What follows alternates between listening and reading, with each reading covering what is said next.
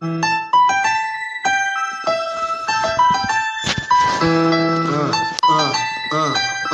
Democrats don't speak for me.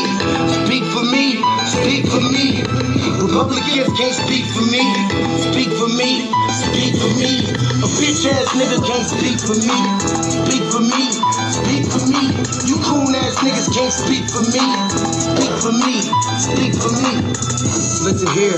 This is a fact of life. I be rapping like Nat Turner came back to life. Grab Donald Trump by the pussy. He ain't acting right. I never run from a conflict.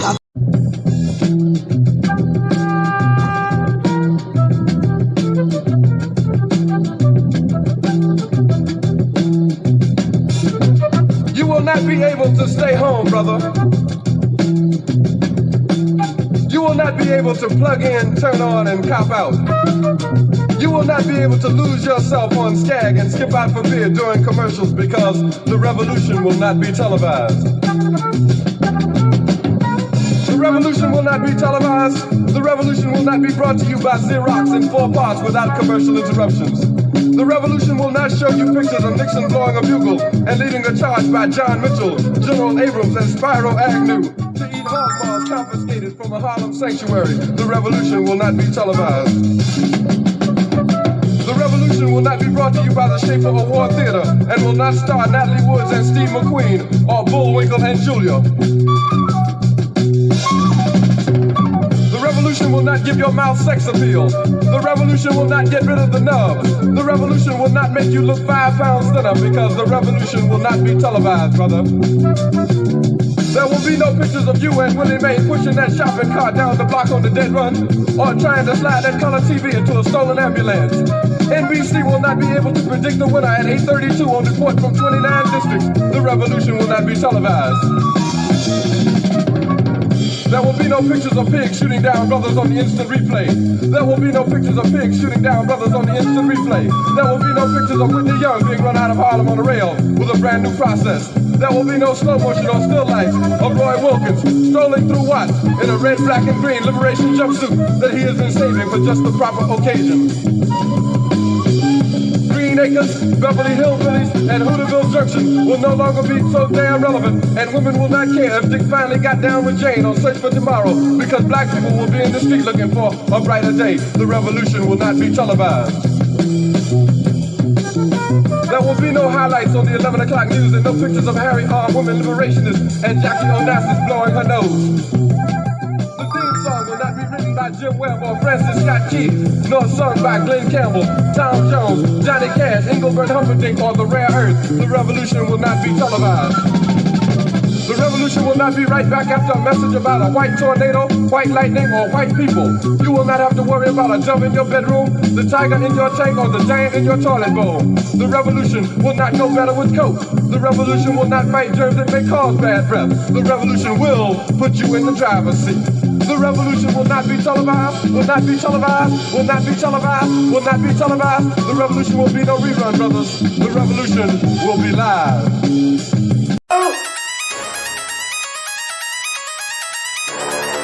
I'm talking about Shabaka going crazy. People going crazy in these motherfuckers. Run that shit back, man. But it means nothing. Nothing. Got a woman on the bed.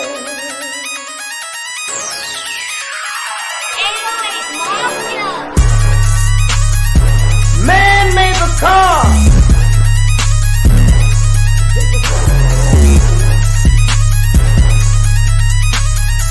Man made the train to carry the heavy load. Man made the electrolyte to kick us out of the dark. Man made the boat for the water like the 7-millimeter. Man thinks about it.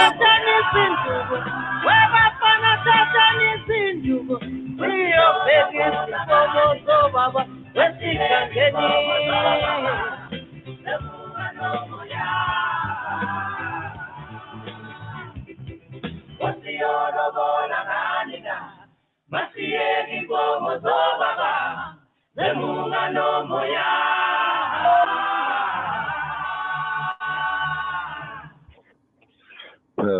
Rising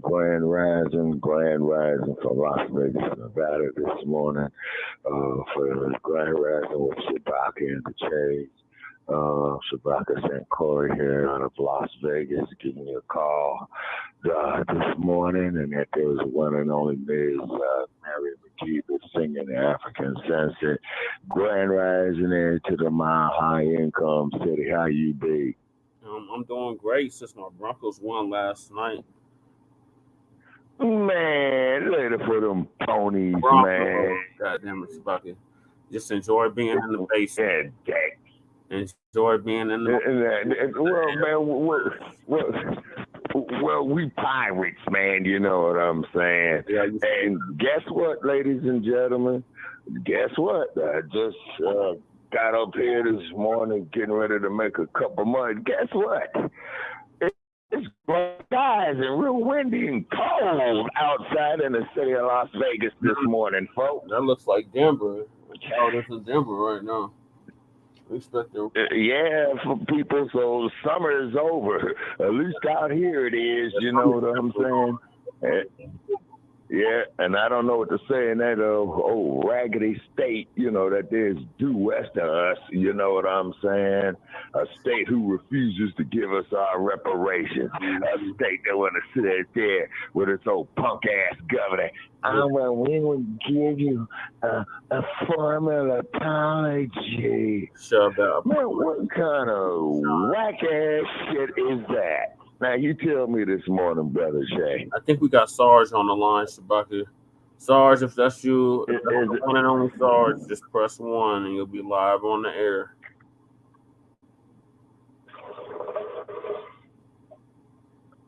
I'm waiting on him to press 1. Unknown caller, other unknown caller, press 1 and you'll be live on the air. Okay. Well, we thank you for joining us. That's him. Okay. All right. Greetings, Sarge, from the Mile High Income City. Man, oh man, oh man. Have I got something to tell you about today? I mean, you know, all I got to say is just that one term got for you. picked up by the feds and they got his ass in custody, right? Yes. With who? No. It is called Department of Defense Directive 5240.01. And it expands the use of lethal force against United States citizens by the United States Armed Forces. I did hear about now, that. first, when I heard about this, now this is Biden Harris doing this, and just remember, the other day in that interview with Brett Baer, this Jamaican biatch said Donald Trump was going to use armed forces or the military against citizens. She is projecting because her administration is preparing to do exactly that. Everything that they're accusing Trump of doing to give me more cannon fodder charge, everything that the Democrats are saying that the dump Trump is going to do, they're already doing it. They're already ushering it out. They're already doing it. This is an official document I'm talking about. I'm not talking about no conspiracy. They issued it publicly. Now, you know, when they first brought this up, I thought this was like, you know, detailing a deadly force in case of declared martial law. And now remember, there's only one circumstance, only one, that would allow federal martial law to be declared in any state. That is if the government is totally decapitated, killed, or taken hostage, and it can't function. That is the only justifiable reason to instill martial law in any state in the union. There's no other justification to ever do it. And then it is only temporary for the purpose of restoring the civilian government. That's the only reason to do it. And at first, I thought that's what this was about. I thought it was about, they're going to clarify in case a martial law, a legitimate martial law situation is declared, they're going to just, you know, clarify what the limits of deadly force is to use against people to restore order. Because after all, it's implicit in martial law installation that you might have to use deadly force to restore order. I mean, that's implicit. That's understood, right? But no, this is expanding non-martial law situation to allow the military to use deadly force against civilians and how far the parameters go. It is insidious, man. You don't want this woman in office. You just don't. You don't. Okay, Sarge. You really don't. Like, they're literally accusing everything that they're accusing Trump of. Kamala is gonna usher in, and these fools is just gonna fall for a hook, line, and sinker. Because anybody with the orange man, and we already been through this shit in 2020. Like, you think people would have learned from 2020, Sarge? But no, you would think. Yeah, you would think. But hold on, two gentlemen, if I might add. Okay, is that the last time that I saw armed troops in the street, Banana Clip magazine, Sarge, as you know, which puts 40 rounds in M16s. 30. It was in 1992 in a dump called Los Angeles, California. Wait a minute now. Now look, the Constitution allows, upon the application of the legislature and the governor, okay, or the governor, to apply federal assistance to restore order in domestic insurrections or rebellions or riots. So if the state legislature asks for federal assistance, then the president can deploy federal troops after they request the assistance. Okay. So it's not unconstitutional. Let's not pretend it isn't. Now you can talk about that they have to be use discretion and they have to use minimal force and all that, and I agree with that. But don't try to say it's not constitutional. Because read Article 4 of the Constitution, it's clear as day, it's clear as a bell. If they ask for the assistance, then the president is constitutionally allowed to deploy federal resources, including troops, to restore the order. Okay, but Sarge, but what it is that these are just some wacky times, some asinine times, and I really hate to see Brother Parrish, man, when he gets up in our age groups, man, 20 years from now. I mean, what you gonna have next, man? The federal homosexual I'm telling you right now, I'm reading this directive. Department of Defense Directive, DOD, 5240.01. Just read it for yourself. This thing is very troubling.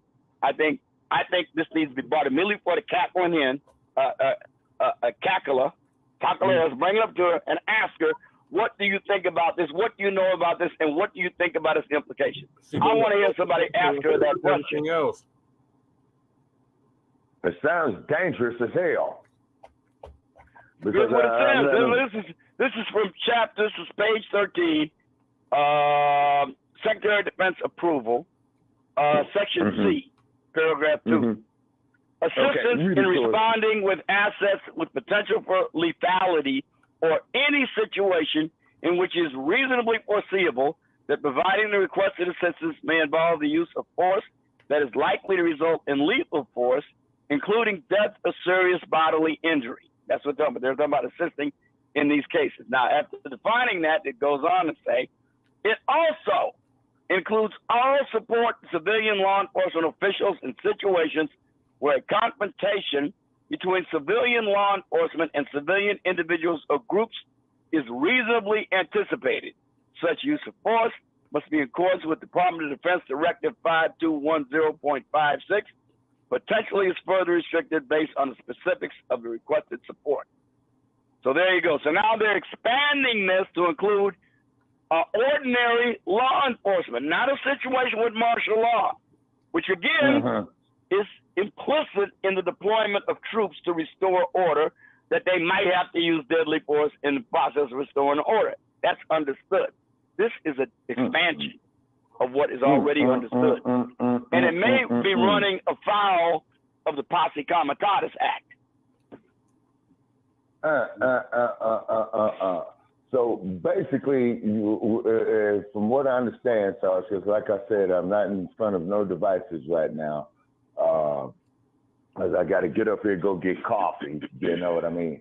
So basically, it's pretty much is that they are foreseeing, or the ones with this, is to pretty much let the law enforcement agencies or the state, I'm just going to say the state, rather if it's the police, state police, any highway patrols, any National Guard, and I'm just going to say the state. The National Guard and not in federal service are not included in this because they're a state resource. So you can forget that. They would only apply to the National Guard if they are in federal service activated by the Pentagon and or the President of the United States to be under the command of the President and Department of Defense and the Pentagon. So they wouldn't count them as long as they're in state service. They're just like any other state agency. They're under the state rules and state constitution. Okay. Now, as, how should I say, unique that Trump is, okay? I'm not going to say he's crazy. I'm not going to say he's a white supremacist. I'm not going to say he's out of his friggin' mind, okay? I'm not going to say he's got issues, okay? Well, that's what Kamala Harris said. Okay, but hold on. All Trump did was call her retarded, and it's pretty much true. Okay, but what I'm just saying is, though, is this, Sarge, is that the chief executive or the United States government, to quote the OBJ, has got that resource at their disposal. Again, I mean, what do you think the federal government? Article 4 says that the federal government will ensure that every state has a Republican form of government, small r Republican, because we're not a democracy. Democracy ain't even mentioned in the goddamn Constitution. Exactly, Sarge. No goddamn democracy. The word republic is mentioned, right? And since the Constitution obligates the federal government to ensure that every state has a Republican form of government, in the event of insurrection or rebellion, then the federal government is obligated to supply federal resources, whatever they may be, after the governor or the state legislature has requested their involvement. Wow. So that's in the Constitution. Now, you can argue with it, say it shouldn't be my guess, then you got to amend the Constitution. Right now, that's what it says. Son, now, but that does not include what I just read to you. That seems to be the ordinary application of civil law enforcement, in which the Posse Comitatus Act forbids the federal government from deploying federal troops to engage in such activity. Okay, Sarge, that you just read right there and brought to our attention, and we thank you for it, Sarge. There's more reason to defund the police. It's not the police, man. This is the federal. You understand? This is using armed forces of the United States. You're talking about the military. Yeah, the Army, the Navy, the Army, the Air Force. Right. Now, by the way, Posse Comitatus does not extend to the Marines and the Navy, but they are prohibited by their own internal regulations. That's not the force of law. Posse Comitatus Act forbids the Air Force and the Army from being involved in civil law enforcement, ordinary, routine civil law enforcement. They're not supposed to involve federal troops in that. That's been around since 1876, the Posse Comitatus Act. Okay. And that sounds like that's during a key period in the history of the U.S. called Reconstruction. That's right. That's right, because the southern states were pissed that Union troops were in the South enforcing Reconstruction and were able to convince the federal government that it's not a good federal government should not be involved in routine law enforcement. Because back then, before the Posse Comitatus Act, as we know, federals were often involved in law enforcement, particularly in the territories. I mean, the Buffalo Soldiers, that's what they did. They were serving ones tracking down criminals and everything else. And the same thing when federal troops were deployed in the South. That's what they were doing. They were enforcing civil and federal law.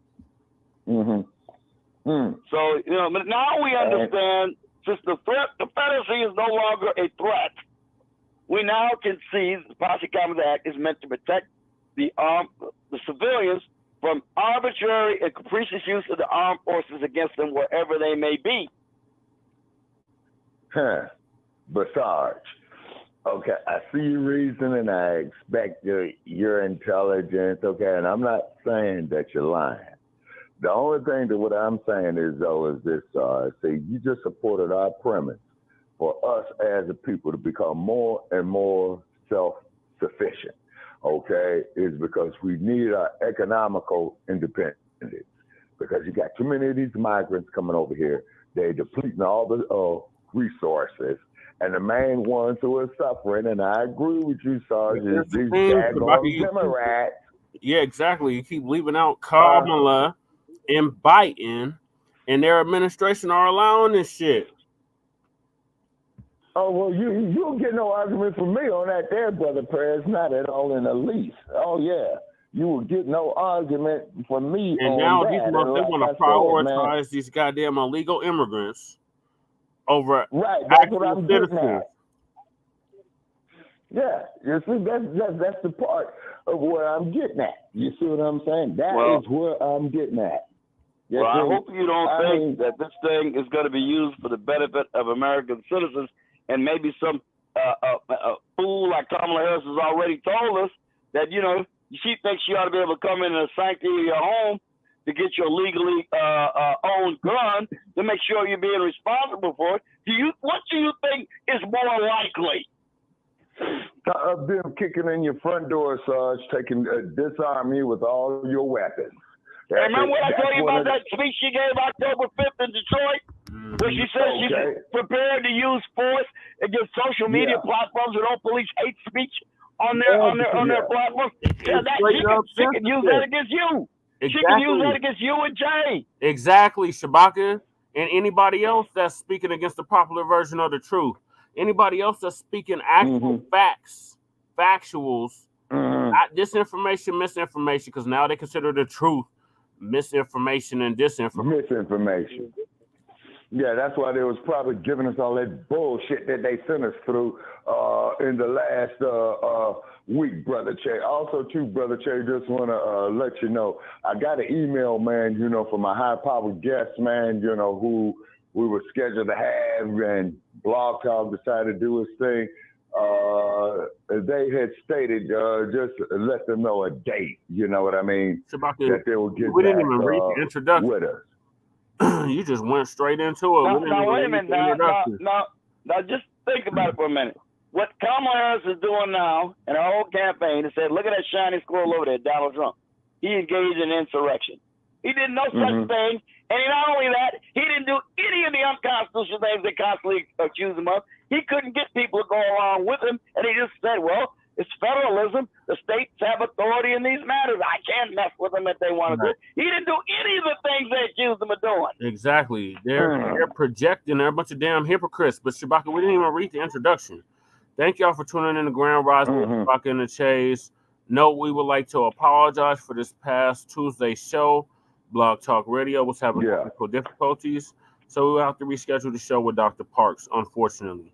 This is Grand Rising with Shabaka. Thanks, man. Now, on this season 9, episode 36 of Shabaka's Black Experience Enhanced, Grand Rising with Shabaka and the Chase, we will be having a general conversation about the current events. Please call in and state how you honestly feel about the said current events. The call-in number is 516-418-5996. Press 1 and you'll be live on the air.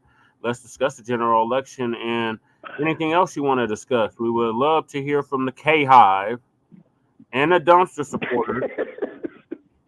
This episode is for those 18 years of age or older. This is episode 36 of season 9. This episode is also being simulcasted on StreamYard, YouTube, Front Line Blacc News, and we got Mac285 in the chat. Shout out to Mac285. He said he can't wait till they play the Texans. Man, that's gonna be in the playoffs. Okay. Okay. Well, anyway, the only thing I can say about that day is this, Sarge, and like to our listeners who we appreciate, who've been supporting us over the years. Okay, next Tuesday,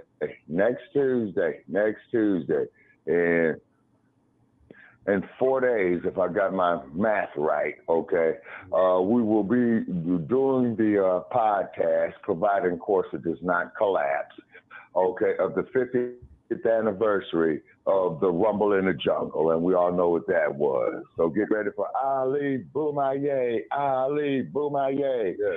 And then we'll be, I'll be discussing things, people in my generation there too, Brother Che, of what was actually going on, you know, in the political realm, and also to the build up to the fight and cover the actual fight itself, you see. So it's on YouTube, so we're asking our listeners to please go look at it. You know what I'm saying? If you got notes for the show on there, definitely jot them down and please call in, you know. But like I said, out here, Brother Che, is getting like you guys in the high income city. Yep. I'm seeing clouds out here. Okay, I'm seeing cold. Oh man, ooh. And it's windy. Yeah, it's like, it's like 50 degrees, it's cloudy. Yeah, this is uncivilized out here. Oh boy. Okay, I guess the elements is the elements. You know, the air is the air. What can be done? Mountains. We're gonna have our first snow in the mountains. You did? Okay. Let me see here. I am looking to the west, man. I am seeing the break of sunshine there. Okay. I don't see any snow up on it yet. Yeah, okay. not where you're at, but where I'm at. Yeah. In the first snow. Yeah. Because remember, we're to the east. And it feels like the east of you, Shabaka. Okay. And then looking here at the east, everything is looking cold and gray. You know what I mean? You know, it's looking cold and gray. Yeah. And, well, yeah, just join us this Tuesday, where Shabaka already alluded, discussing the World Heavyweight Championship in Kinshasa, Zaire. Kinshasa. Kinshasa? Kinshasa. Sorry. Kinshasa, Zaire, or now known as the People's Republic of Congo. This will be open mic selection for 18 years of age or older. And we will also be covering the hoopla leading up to the Memorial Heavyweight Championship fight between Muhammad Ali and George Foreman.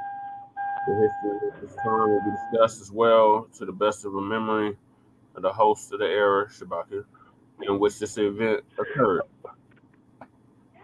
Oh, yeah.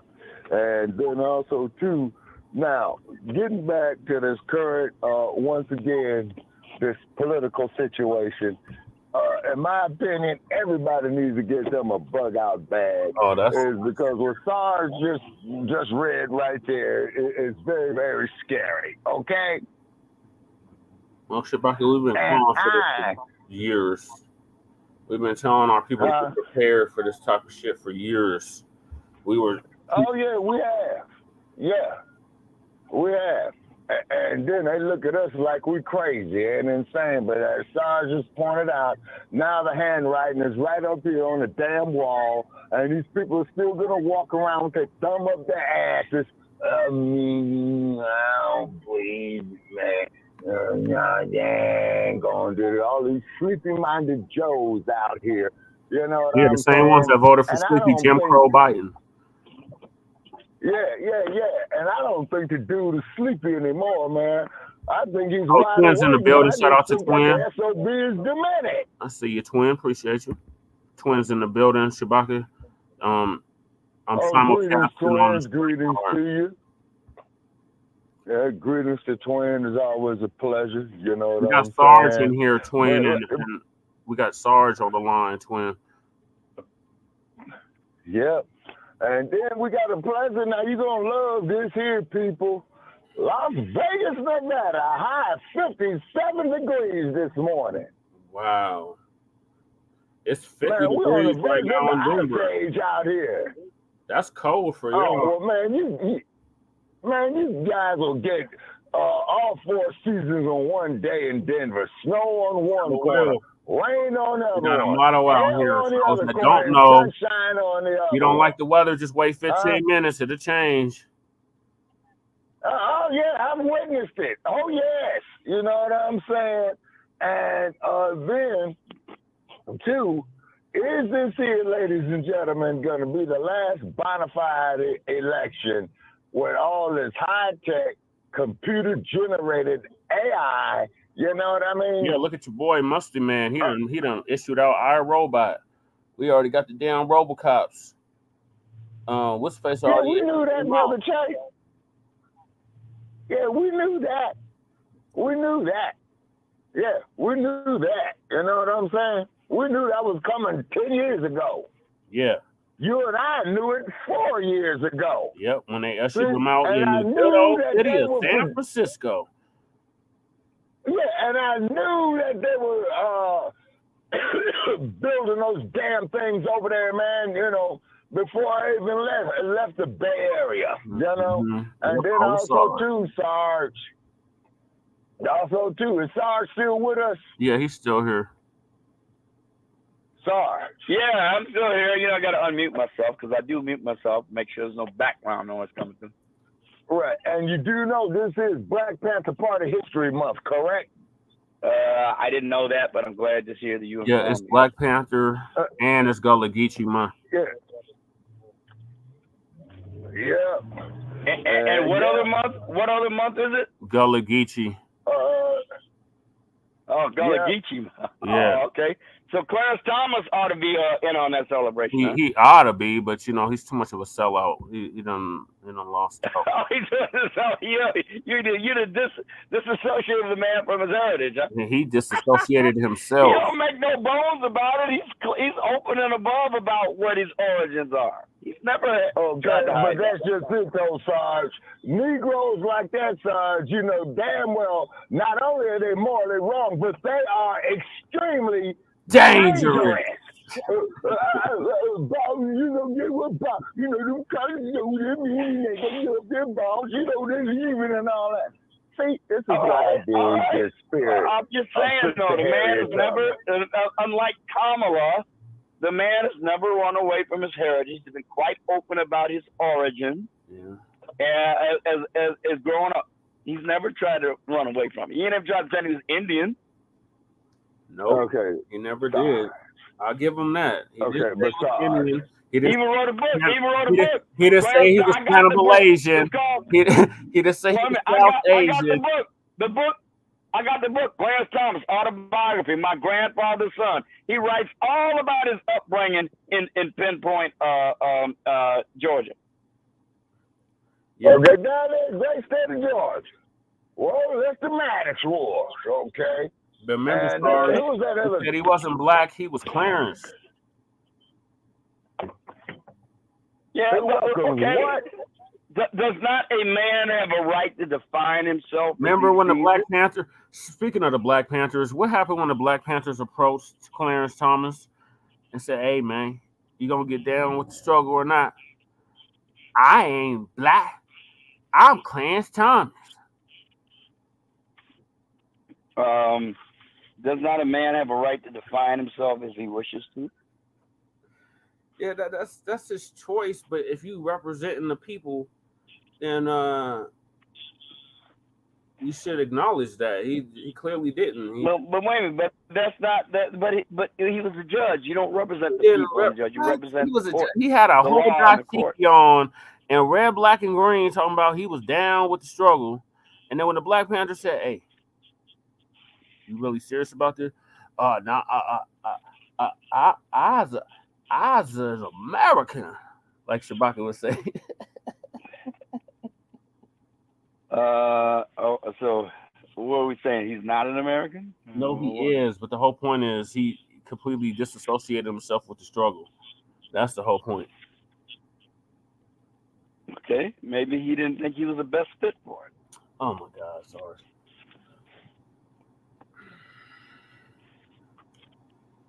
Right. I mean, I you know what? I'll take a look at his accomplishments as a Supreme Court justice. In my opinion, I think he's the best jurist on the Supreme Court, and I think I will take that over just being a run-of-the-mill revolutionary any day.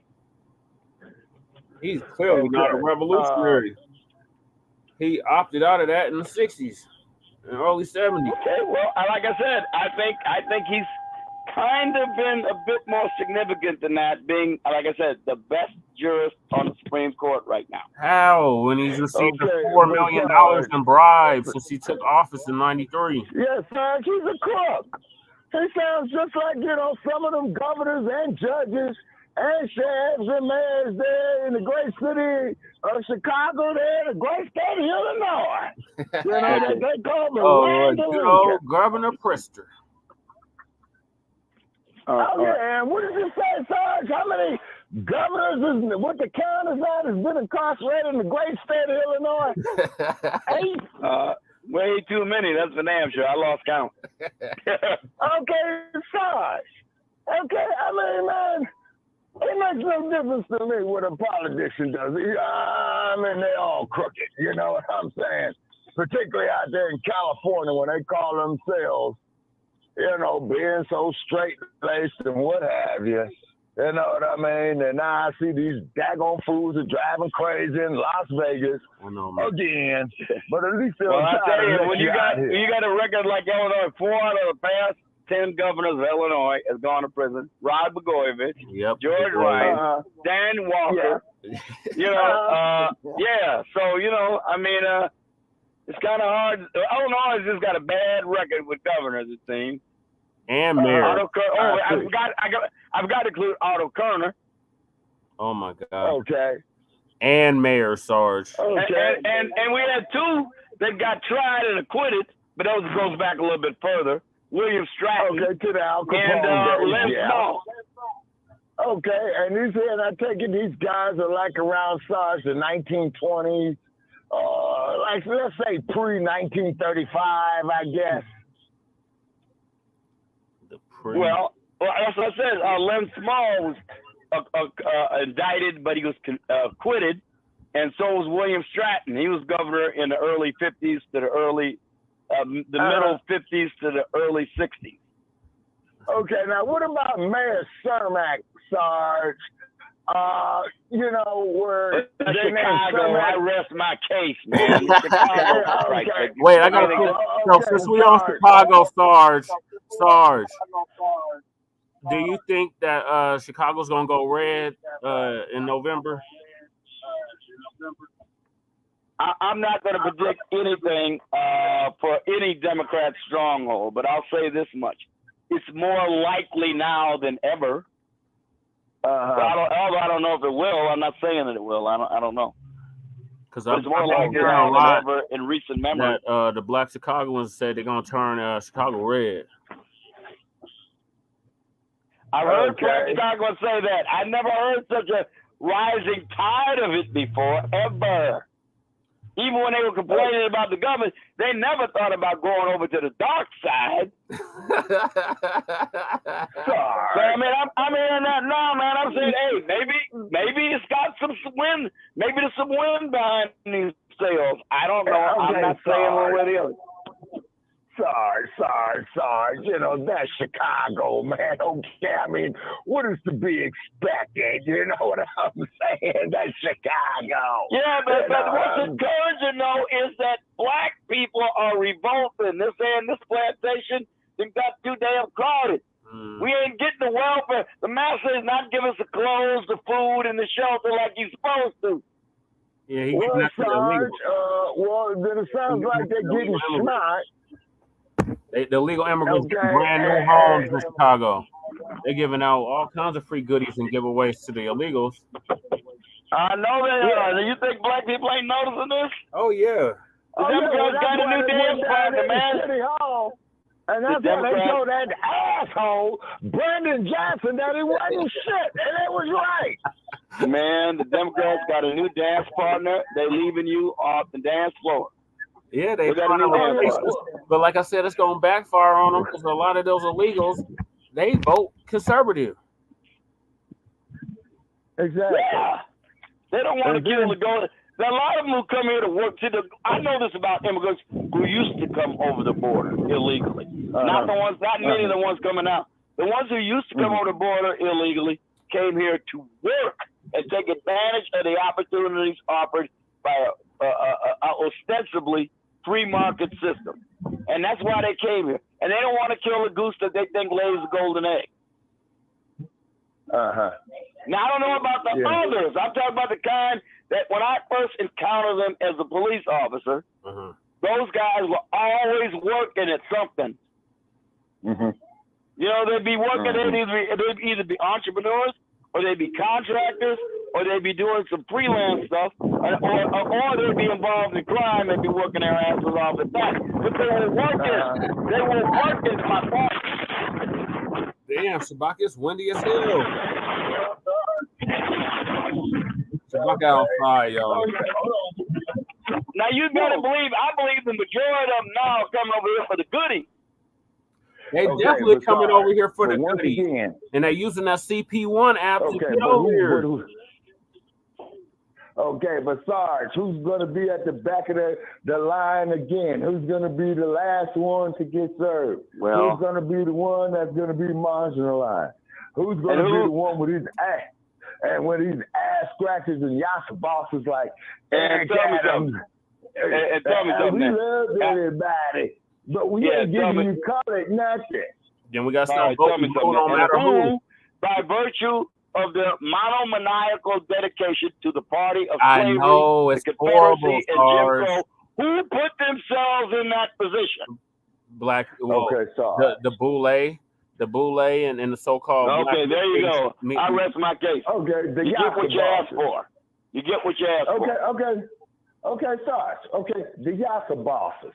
Okay, and they got the damn chain on their brain so fucking bad, man, they can't even see it themselves. Now that's good. Now the cold part about it. Hold on, Shabaka. I gotta get this out. So this bastard by the name of John Bailey, right?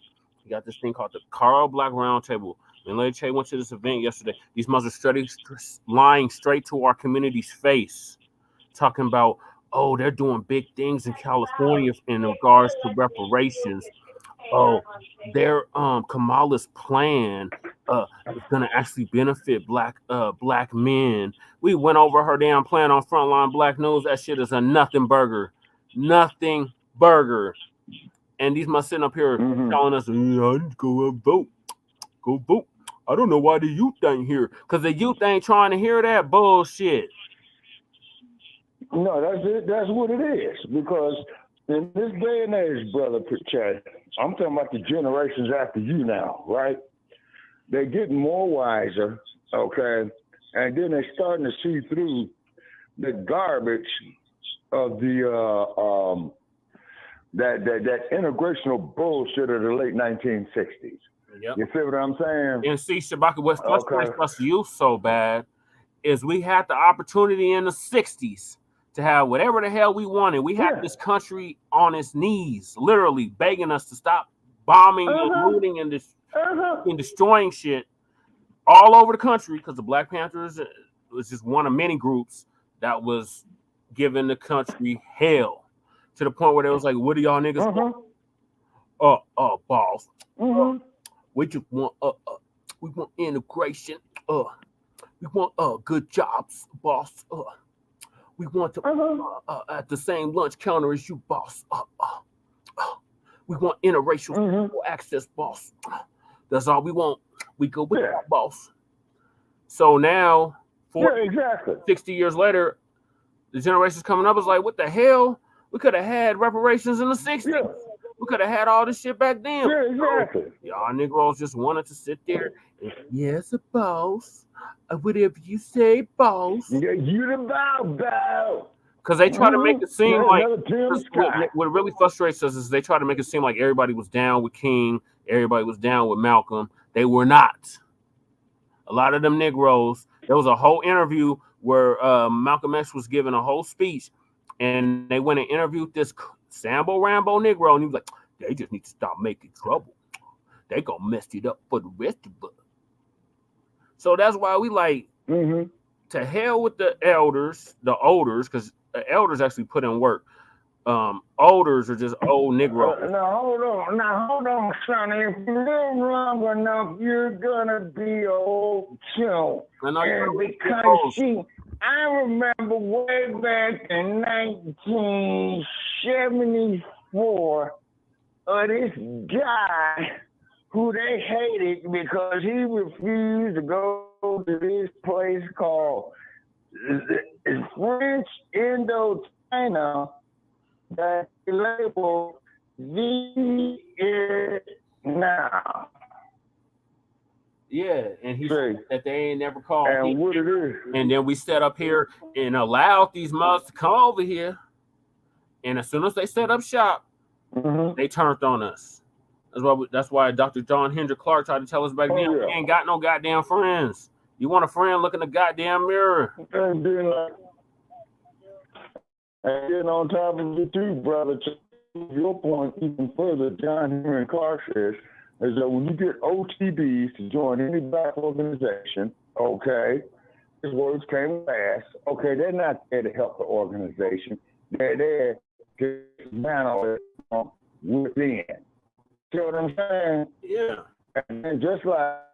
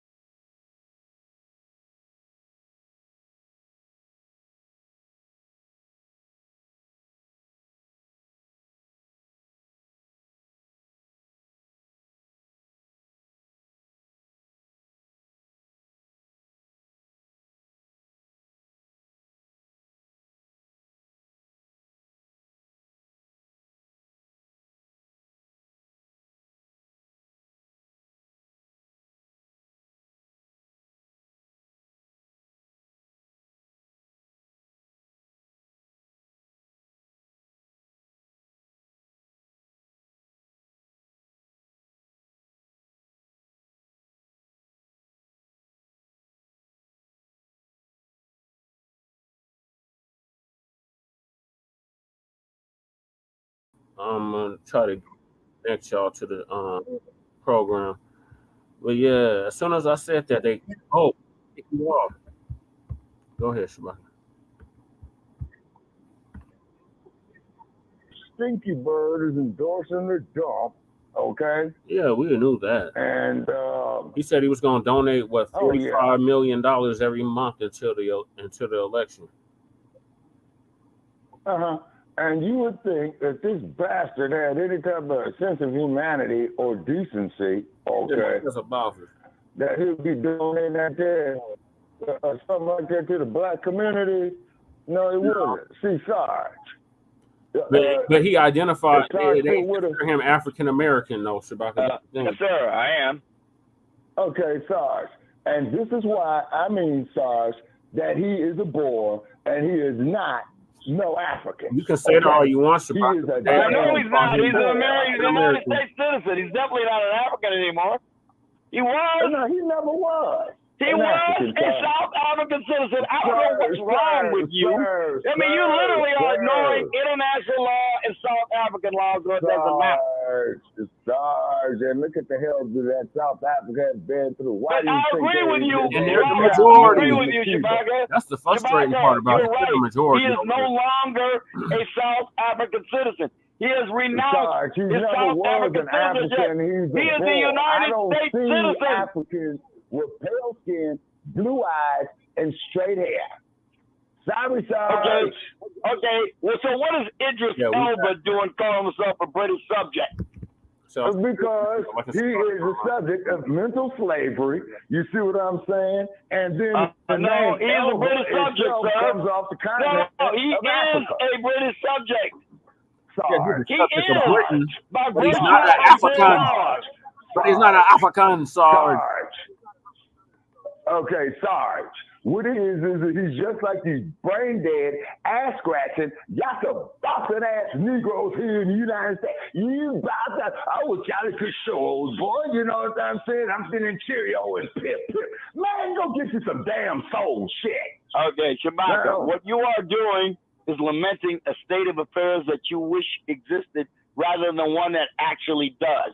The man was a South African citizen. He is now a United States citizen. So you're correct when you say he's he is considered no an longer a South African citizen. So they consider him an African American, which is why I never resonated with that term. To hell with Mr. Jesse Jackson. I am somebody. I don't know who the hell I am, but I am somebody. That was so. That was. And also too, Mr. Jackson. If your demented ass can halfway pick up a telephone, man, get your punk ass on the line too, because I got a whole lot to tell your ass. Because I'm over here seeing this bastard when I was, how old was I in 1972? I think 14 years old. He's standing up there, man, at Wastash, talking about I am somebody wearing a red, black, and green dashiki. Now this dude is up here yaka boxing and ass scratching. And then a demented motherfucker, man, you know, he could barely see. Excuse my language. You know what I'm saying? The point is this here, Sarge. This house nigga syndrome, man, has got to end, okay? It's got to end. It's because if they was to reinstitute slavery for everybody of African descent, they would take Elba's black ass, they go up there and wake up messy Jesse, providing, of course, he's not pissing and shit on himself yet, on the auction block. They'll come get you. They'll come get me. You see what I'm saying? Well, you know what? Guess what? We decided that we could make some more money off these colors again, boys. They got melanin in them. And what did you say how much the melanin was per gram, Brother Che? Okay, I got another question for you. Why are Ethiopian Falashas, many of them now Israeli citizens? Okay, well, you would have to get with a scholarly man. No, I can tell you why. I mean, there's a reason why.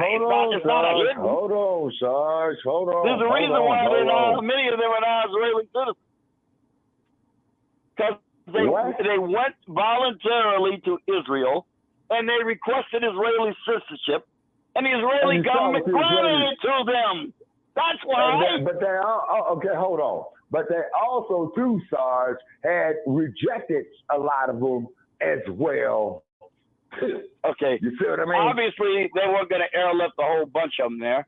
They came out with about 100,000 of them for Gaza. You know how many people of Falasha descent live in Israel now? Over 700,000. Their numbers have gone up 600%. You talking about the What are you talking about? You talking about the real Jews? I'm talking about the Falasha Jews that Mengistu was trying to exterminate. The real Jews, the black Jews. You talking about? Okay, you talking about? Yeah, and Mengistu, the dictator in Ethiopia, was trying to annihilate them. Oh, okay. Another hand-picked sellout. I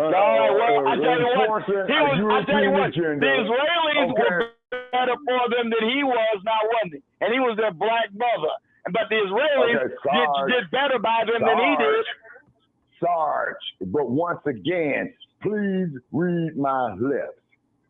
I call that Pan-African house niggerism. Excuse the expression, okay? I call it terrorism. That you see out of Hollywood is sitting up here perpetuation, hate and self-hate of the black community. You see what I mean? Okay. Going around sagging your pants, showing the crack of your ass. Crumbling on Ilhan Omar. Hold it, Sarge. All right, I got it. Hold it, Sarge. Hold it. Look how they crumb bum on Ilhan Omar. Even the dump as a human shit. And I want to make that perfectly clear, by the way. Okay. Send her back, right? But I tell you one damn thing. I bet if the dump had the opportunity with Ilhan Omar that he had with Stormy Daniels, I bet you'll step over 25 Stormy Daniels to get to one Ilhan Omar. You don't like all right. No more your lurid fantasy. Stop indulging your lurid fantasy. No disrespect, Miss Omar, is that I do recognize that she is a married woman. Okay, and also too. How she get married? How she get married to her brother? So she want to do so much for Somalia. Why is she over in goddamn Somalia? She's sitting up here talking about, Somalis first. Somalis first, but you're in the United States. Why ain't you over in Somalia doing anything for Somalia? That's what kills me with these tethers. They always talk about, I love my country. I love my people, but you're not over there. You're over here eating off of us. Tethers. Well, just like you pointed out there too, Brother Chase, all that shit there is the elements of neo-colonialism. Okay, the Queen Mother had spoke about that. You see what I'm saying? Talking about Tupac's auntie. You see, and what had happened was, let me see, was it Tricky Dick? Wait a minute. No, I don't think it was Tricky Dick. I think it was either that senile bastard by the name of Ronald Reagan or whatever. But what it is, though, Brother Che, as you know, and as I know, and as Sarge know, although he doesn't want to accept it, this is still part of that syndrome of the imitation of life, okay? The syndrome is real. Mm-hmm. It is sad. You see what I'm saying? Self-hate. Now we got self-hate on a Pan-African basis. They put these Negroes in the position of power. Because you could best believe, as I said it once, as I said it again, take me, you, Sarge, Idris Elba, and let us walk down the streets of the city of Los Angeles. One big nigga. Let us walk down the city. Let us walk down the street. The diaspora don't see us like that. Stop by the lap dogs, and the lap dogs gonna say, we got 4 black males, period. We don't give a good goddamn where you're from. Now we're trying to get your ass in the penitentiary. Syndrome, exactly, man. Cop Mala. No, Cop Mala is Brahmin. She's Brahmin East Indian. They look down on black people. Don't even put her in that same category just because she's so-called melanated. She's not one of us. She's not like us. As Kendrick Lamar would say, she's not like us. She's not a colleague. She's a goddamn colonizer. And she descends from colonizers, slave owners alike. And then went to Canada that I found out too about her too, she brother. Spent the majority of her life in Canada. That broad is definitely not like us. The same on you, old Sambo, trying to wag your finger at us, talking about we need to support her. Oh man, I am so glad that you brought that up, brother Perry. See, that's why you're the co-executive producer. See, and he's a tether too. He's a goddamn tether too. Okay. Yeah, but what I'm saying is, but how is this son of a bitch gonna sit up there and do all this finger wagging? All you got to do to the vote before Kamala. Hey, old Sambo, where was your stinking black ass when you was the president? Okay, and these Mark Brown cases going down. Little Tamir Rice, Trey John Martin, Sandra Bland, I mean, Philando Castillo, Mario Woods, Oscar Grant, Rakia Boyd, Mario Woods, Freddie Gray, Sandra Bland, all that.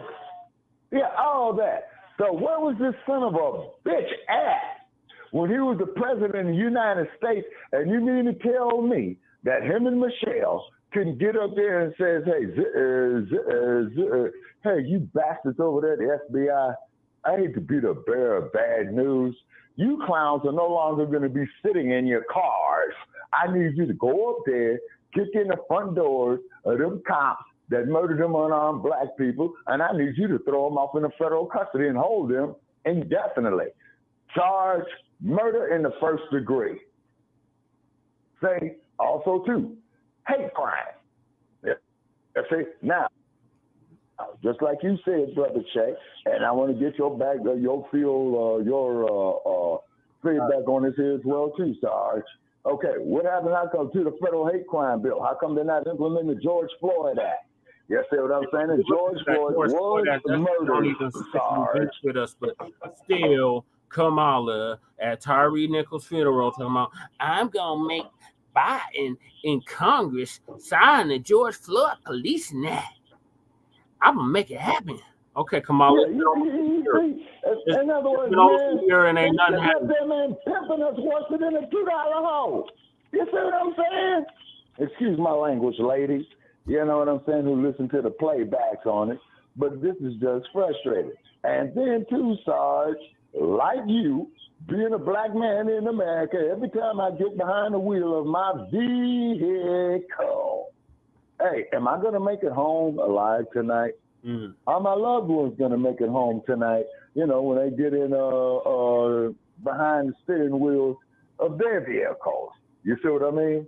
I mean, is this Gestapo called the California Highway Patrol? Wayne Gwaltney, you remember Wayne Gwaltney, Sarge? Can't hear you, Sarge. You do realize. Wayne Gwaltney, California Highway Patrol officer, Sarge, saw a woman out there on the highway one night. Wait a minute, I got a deal. Rape her, kill her. Yeah, it took them forever to bust him, but they busted him. You know, they busted him. Murder, special circumstance, sexual assault, whole 9 yards. Tried to go so far, Sarge, to change the barrel on his gun. You know what I mean? When they busted him.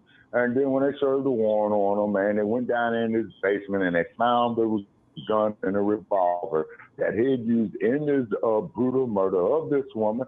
Right out here, man, right off Interstate 15, right out there in the great state of California. You know what I mean? And they got him. They say, but they don't prioritize, Sarge, of going after these race soldiers that commit murder. Why? Because they got a camaraderie. And what's a camaraderie? What would you call it, Sarge? I'll tell you what I would call it, Sarge. You know what I call that, Sarge? When they protect their own like that, even though they're guilty as hell? Gang. Yep. A gang. Yep, that's that. I call it a gang. Wall of silence. That's what I'm saying. Wait, before we go any further, you guys do know that the George Floyd Justice and Policing Act did not pass the Senate. It is not law. It always never passes. Okay, That never passes. The House and the Senate, just like they did under Obama, nothing ever gets passed. Even when they control the DOJ, nobody ever gets prosecuted. Well, I'm just saying that the George Floyd was a bill that didn't pass the Senate. It passed the House, it went to the Senate, and it's been stalled ever since. Either way, how can you expect them to enforce a law that never became law? Sarge, because the Asian law became law. With the criminals with badges, Sarge. They keep telling us I'm simply saying it didn't become law. But they did say that. I'm not arguing as whether or not it should have been law. I'm saying it didn't become law. I expect them to enforce it. Sarge, even if it did become law, when are they going to enforce it? Sarge.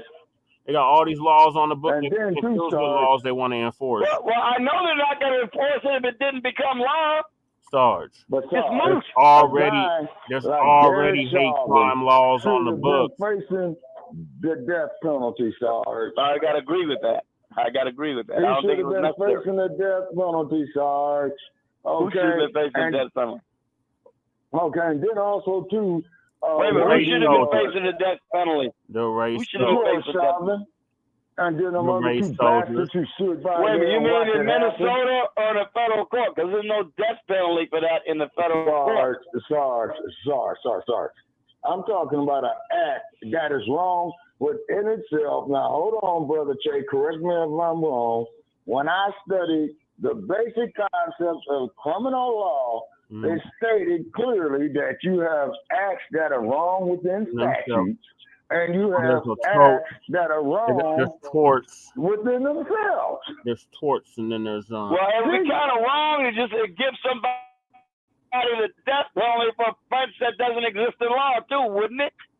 No. Okay, sorry. Hold on, that sorry. That would be an extrajudicial killing if you did that, Shabaka.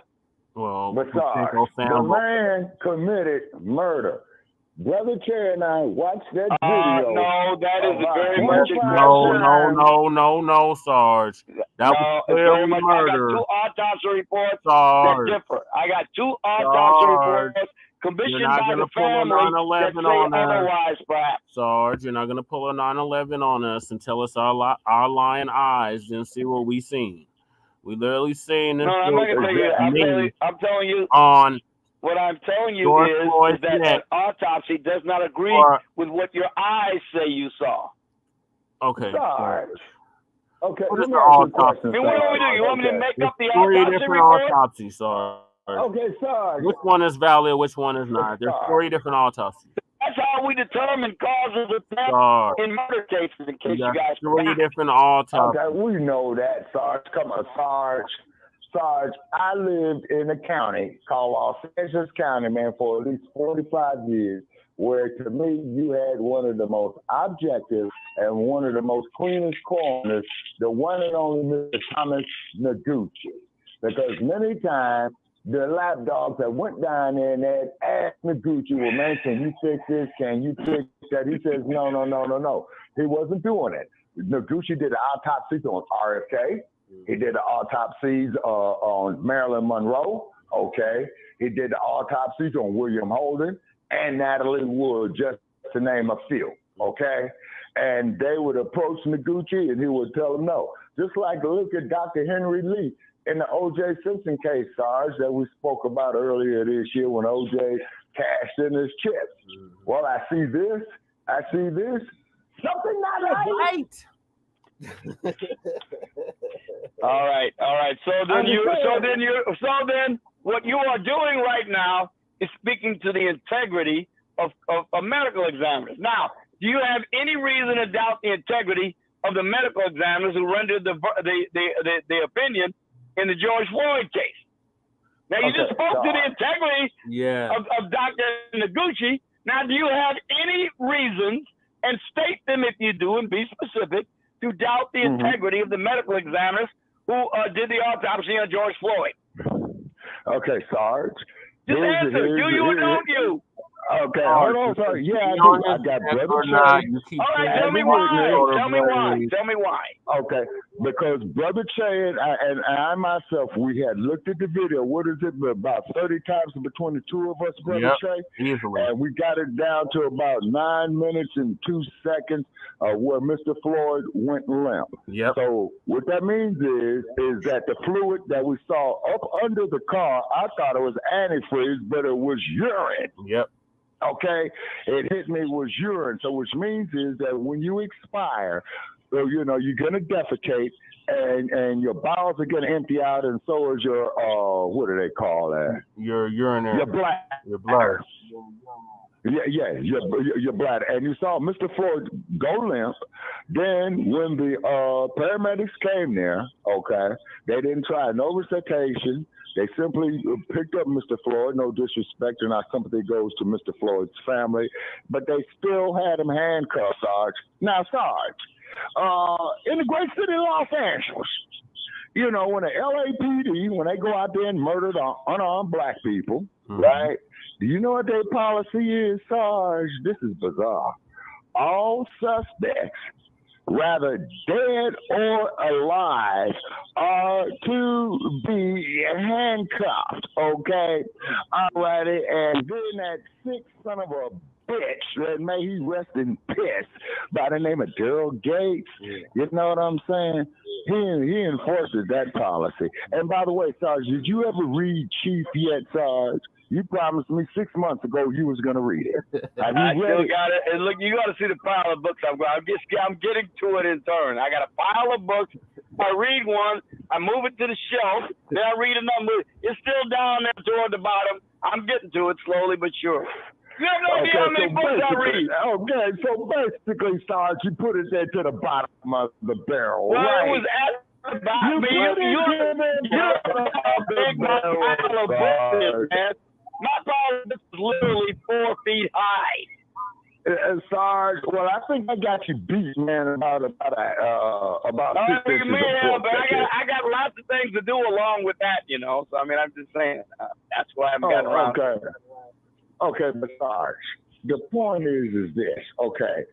You hear the LAPD don't believe in overkill, like look at the case of Eula Love. Thank God for an attorney by the name of John Cochran, who took a lot of cases pro bono in his younger years in Los Angeles with Ted Weiler, Eula Love, and what have you. Thank God for a man like Johnny Cochran. May he rest in power. Right. You see what I'm saying?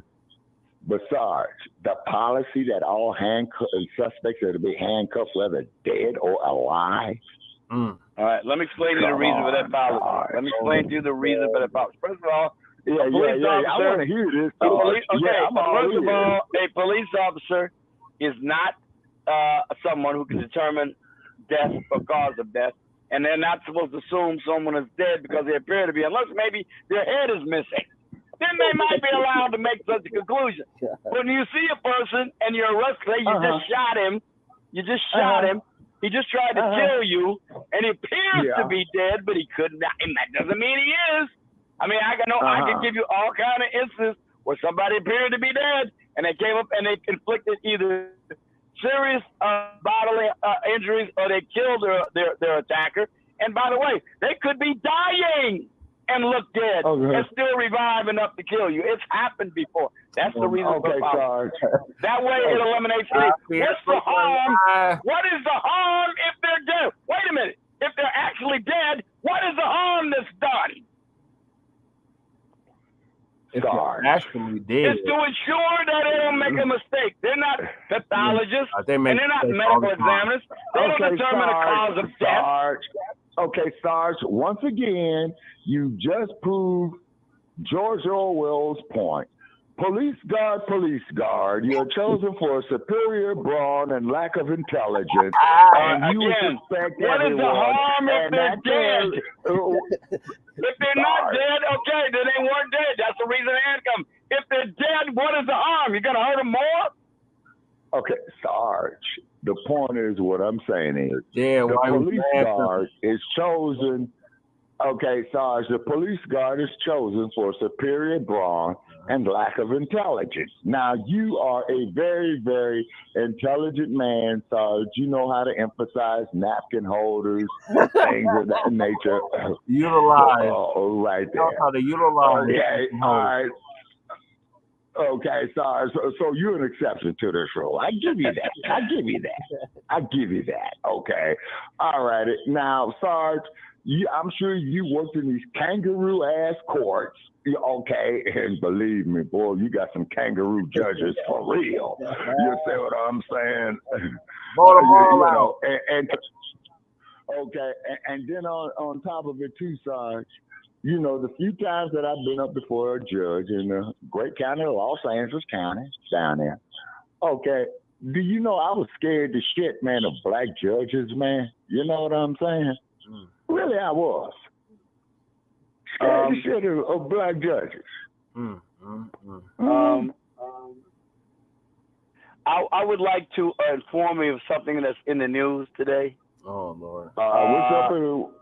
What's up in the selected news? Because of course, you just ridiculed the idea of handcuffing a dead man. You said, well, that's obviously something that they shouldn't do. I guess some kind of human rights violation beyond the pale.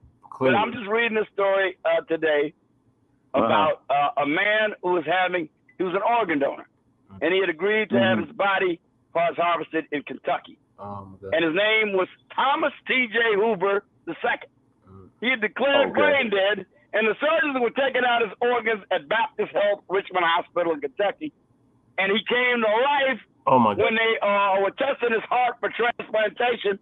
He became reanimated and was thrashing around on the table. Oh, my God. Now, these are doctors who know how to declare somebody dead. What do you expect the cop to do? What, they got a medical degree? They don't have no degree. They don't have no degree. They're going to take his liver, his pancreas, his heart, and other organs, maybe his skin, maybe some bone for bone transplantation, and yet still they couldn't figure out this guy wasn't actually dead. They're not chosen for their brain. They're chosen for their brawn. They're not very bright. You don't have to be very bright to be a police officer. You really don't. You have to be very bright to be a doctor? Yeah, you got to. How come they missed this guy? You got to have. This guy wasn't dead unless he got resurrected by Jesus Christ or somebody. Well, Sarge, we did create the hashtag called Resurrection of the Mental Dead. Okay? Now, another thing too, Sarge, okay, is that when you have these individuals, man, who's got these certifications, whether they bribe the officials to give it to them, or rather they fell asleep in class. You see what I mean? To quote the words of Al Pacino in Justice for All, once again, something is very, very wrong here, Sarge. Okay? Something is very, very wrong, Sarge. And the sad part about it is, Sarge, I hate to say, but the truth is the light will set you free. Okay, but when it comes to us, Sarge, there are two type of judicial systems, to quote the great actor Sidney Poitier in the movie In the Heat of the Night, where he says you got two types of time in jail. Yep. You got white time and you got colored time. And the worst type of time to do is colored time. You see what I'm saying? So in other words, Sarge, they say that everybody is created equal under the eyes of the law, Sarge. And come on, Sarge. And you know that's bullshit, man. They also say you're in and a man of your intelligence, Sarge. Yeah, and a man of your intelligence, Sarge, should see this. I mean, come on, man. You worked in Chicago. You got some of the most leading educational institutions there in the great state of Illinois. University of Illinois at Chicago, the University of Chicago. You see what I mean? Yes. Let me see. Man, then there's a Northwestern, I believe. Yep, Northwestern. If I'm correct. Yeah, if memory serves me correct. You know what I mean? And then I'll never forget, Sarge, when Northwestern was playing, let me see, in the Rose Bowl one year. And I forgot who they were playing, okay? It was either SC or UCLA. I forgot which. So I spoke to this lovely young lady who had on a Northwestern shirt, and I asked her, is she from Chicago? She affirmed that she was. I said, well, is this your first time out here to Southern California? She said, yeah. And then she says, oh, by the way, how far is Los Angeles from here? I said, for all practical purposes, ma'am, right across the street from Pasadena. She says, well, where is this place called South Central? I said, you get on the 110 freeway and you take it due south and you're going to go through the heart of it, Sarge. She says, yeah, I got to see this place. And I says, also, too, ma'am, I suggest that you don't wear no red or no blue. She says, what do you mean? Because you become a target. You know what I'm saying? You'll become a target. See, Sarge, you know what the thing is about the city of Los Angeles, Sarge? It is way more deadly than it is. I wouldn't want to live there. Sarge. That's what I know. I don't recommend it. Why the hell you think I'm here in Nevada? I'm glad for you. Yeah, you know what I'm saying? And also, too, Sarge, when are you going to do us a great service and write the great city of Las Vegas, and please tell them to start having the wrecking ball bounce off this eyesore, man, that they got down there, man, called the Trump Tower, or like they just tore down the top give some of them rooms to the homeless. Are you aware that a judge that is appellate court is on the verge of reversing Letitia James' goddamn kangaroo court verdict? Are you aware of that? So please stop it, man. Look, you know, like I said, the Democrats, you know, they will use lawfare against their political enemies. Look at this directive just came out about the damn Pentagon and all that and use of force. You know the Democrats are rotten to the core. And nothing they charge Donald Trump with has any legal validity. It is the ultimate in kangaroo court lawfareism. The worst cases I've ever seen. I have absolutely no respect for any of these verdicts against Donald Trump based on what I know about the law and precedent. Okay, Sarge.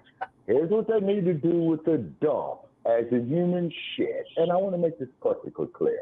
And I'm going into great detail, too. Okay, hold on, Sarge. Because right now I'm looking at Trump right here from January 6, 2021, where he got on a real nice pea coat and he's got on some gloves and what have you, man. The dude is sharp. Okay, you know, that's a nice pea coat, man, you know, that he has on.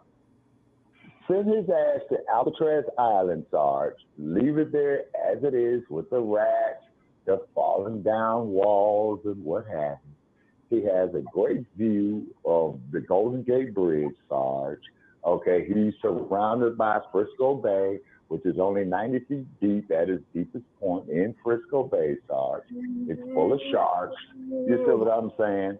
And let him ruin the American social order again. Okay.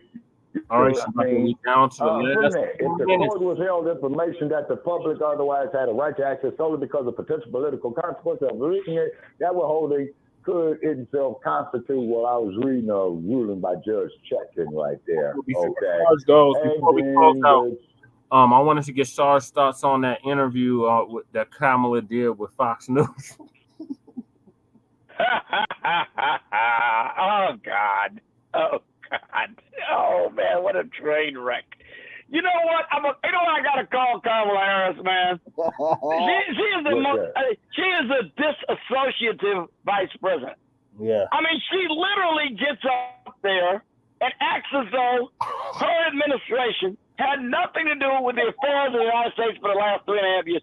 She is the worst example imaginable of a combination of the Democrats and their inability to accept responsibility for anything, and a woman, because frequently women will not take responsibility for what they do. Now, we talk about the bad traits of men, and that's fine. Men have a tendency towards some bad traits that women don't have a tendency toward. But there's some bad traits that women have that men definitely don't have in the extent that women do, and that is the ability to be responsible for what you have done and what you have advocated for. And Kamala Harris is the worst example I've ever seen of that.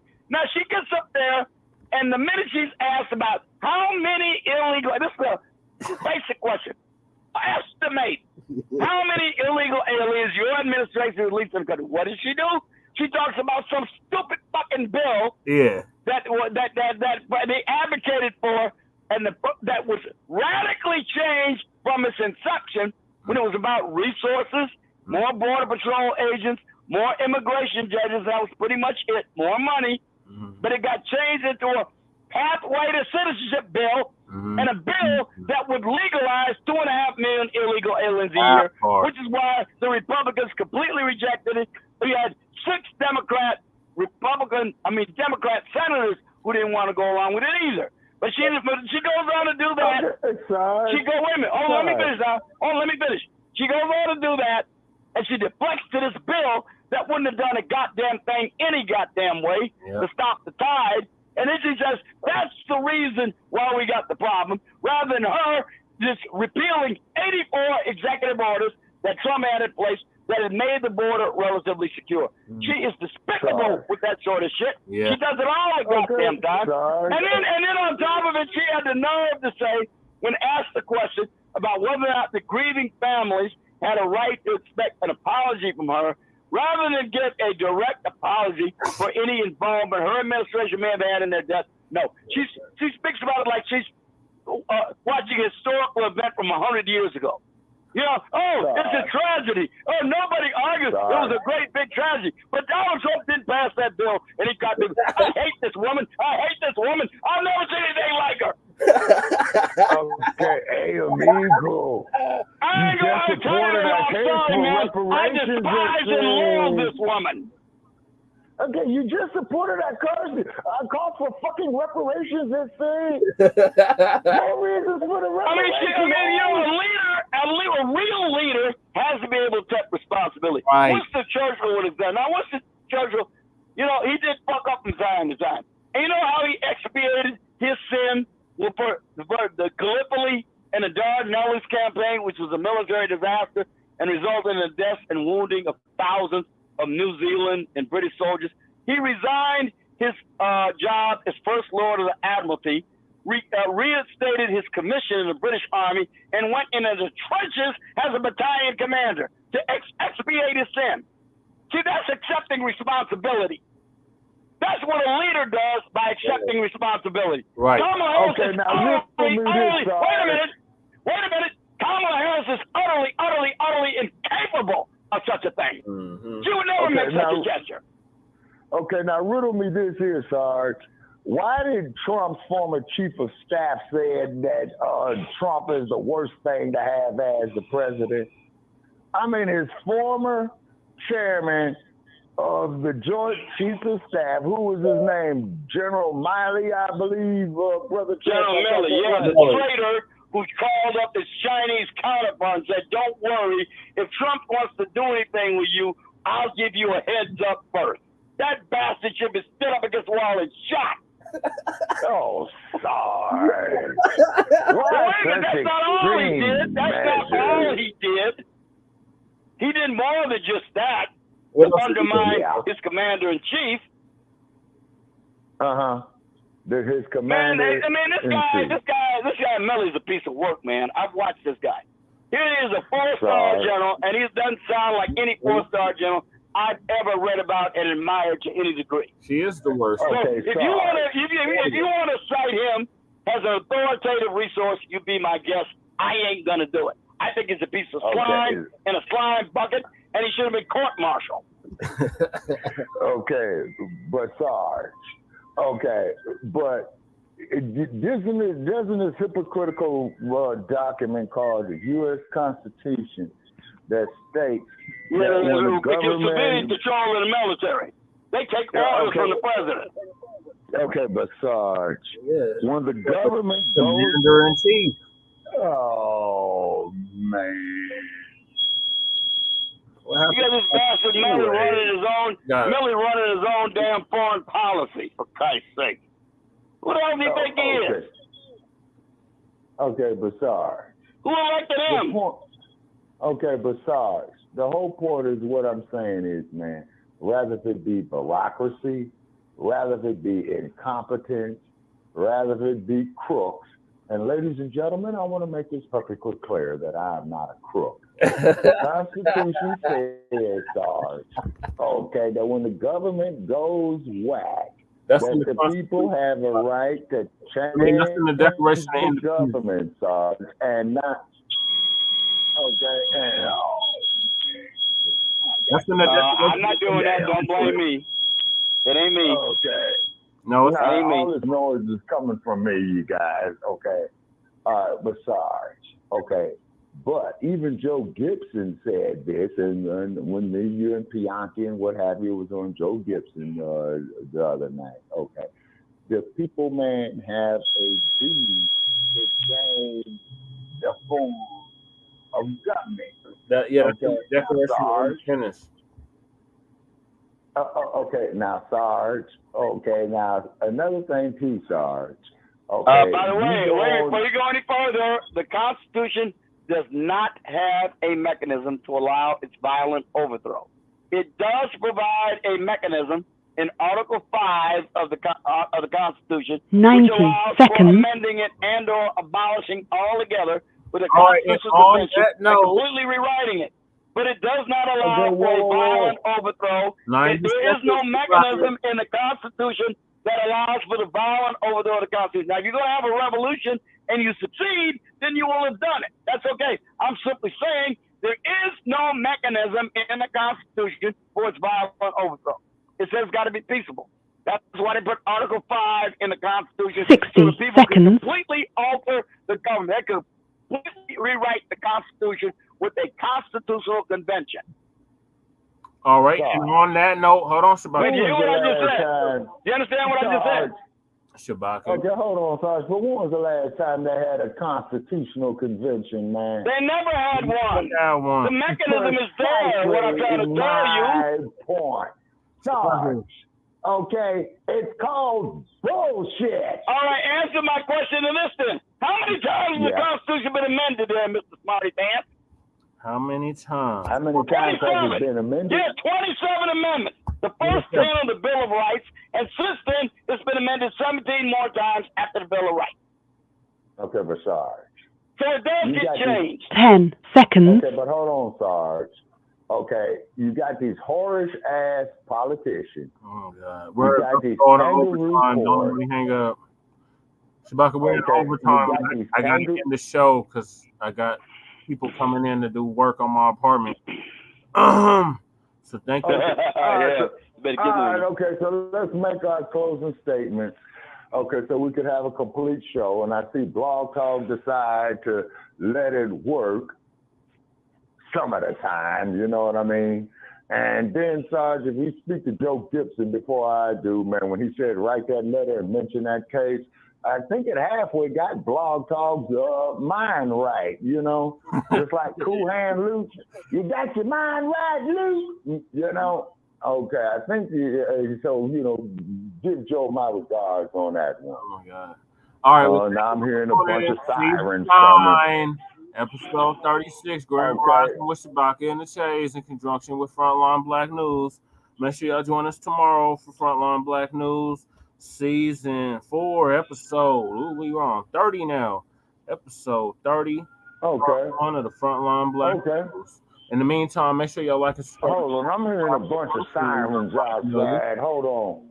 I'm just making sure, man, they ain't coming to my front door.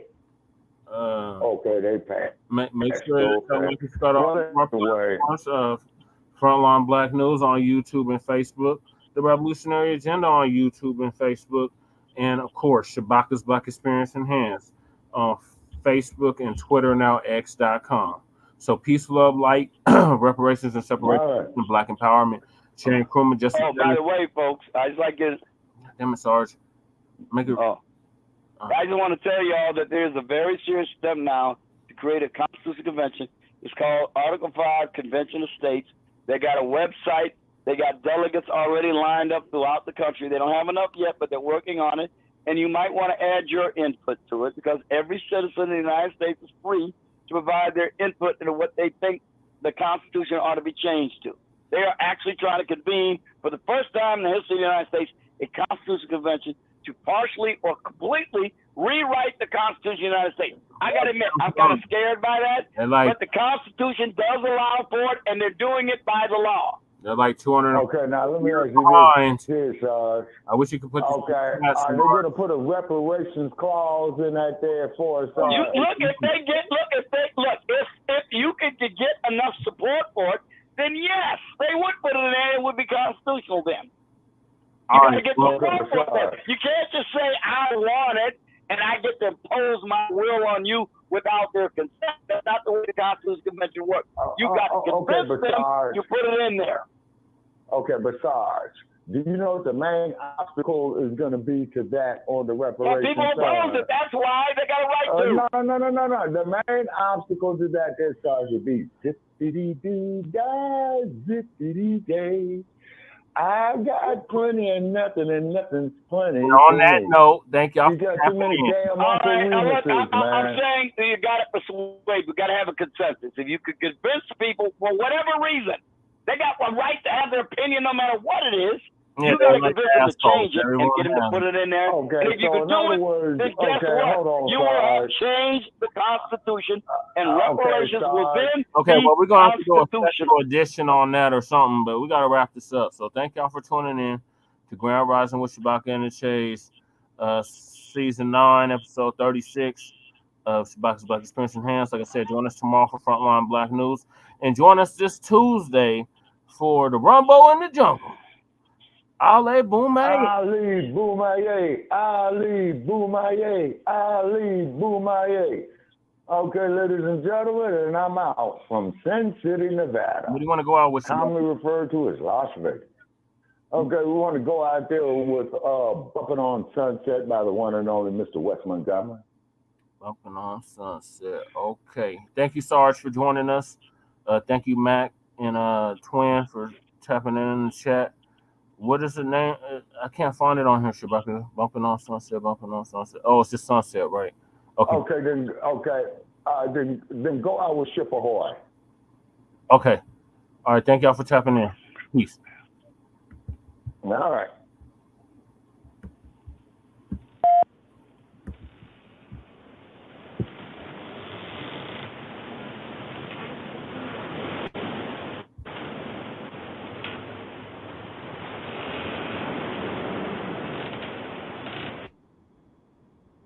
All right, y'all on Streamyard. Appreciate y'all tapping in. We'll see y'all tomorrow for Frontline Blacc News. Peace.